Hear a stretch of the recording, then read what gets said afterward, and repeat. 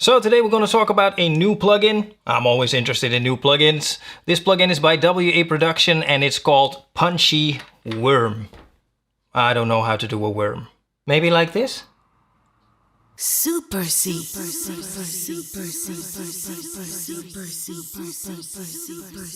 So Punchy Worm by WA Production, that's what we're going to focus on today.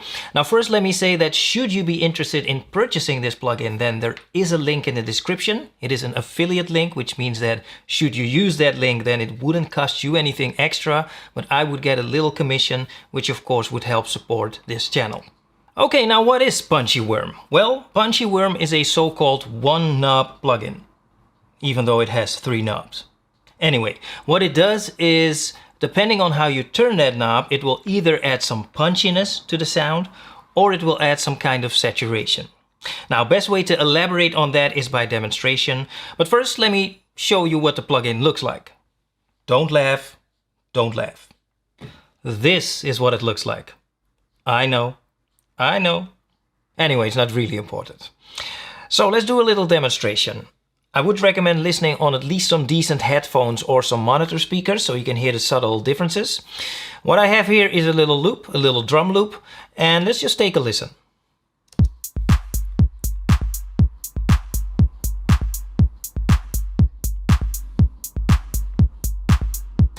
You get the idea. Okay, now let's bring in Punchy Worm. I'm going to play this loop again and let's see what happens if I engage the plugin. Let's go.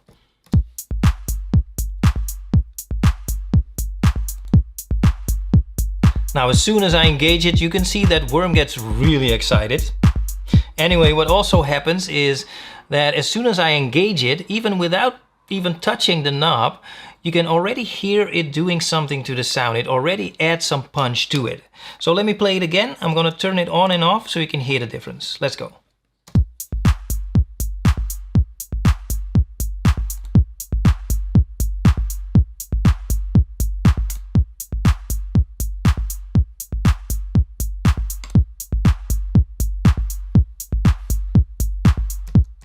So you can definitely hear some difference there. Now let's play this loop again, but now we're gonna try to turn the knob to the left and let's see what happens. Let's go.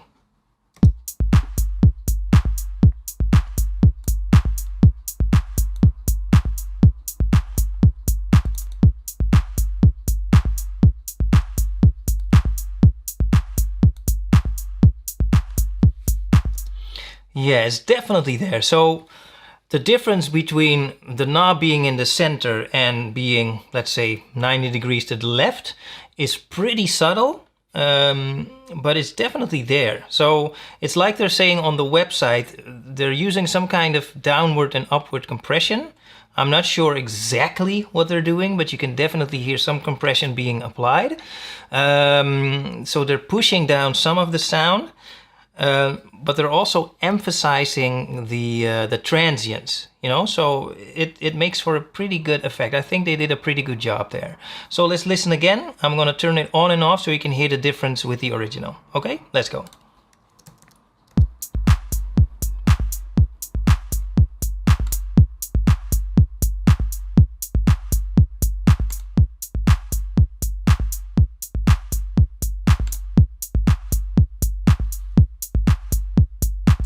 I think they did a pretty good job.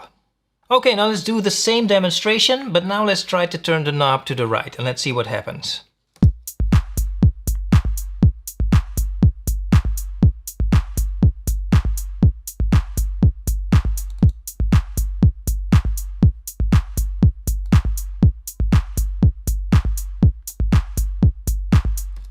Yeah, well, this effect is a lot less subtle, I would say.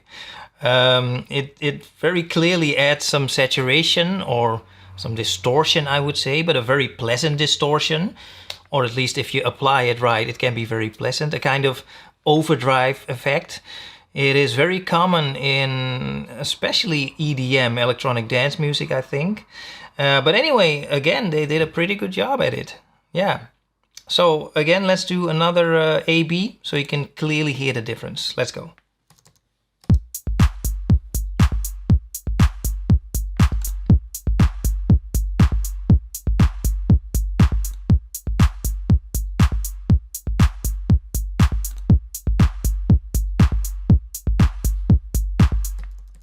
So that's basically all this plugin does.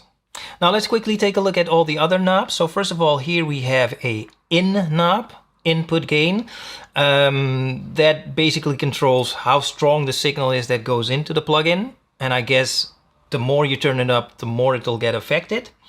Then you have the output gain, kind of speaks for itself. As they say on the website, you can use that to level match if you're doing A-Bing especially, as I did in this demonstration. Now you might have noticed me every once in a while clicking the word Punchy Worm. By clicking that, you're toggling the bypassing and unbypassing of the plugin. And finally, the leave is not just for show. No. It also has a function. So you can click that to toggle between 1 time over sampling, two times, and 4 times over sampling. It's not very responsive. You really have to click on the right spot. Anyway, that's what it does. And that is the entire plugin.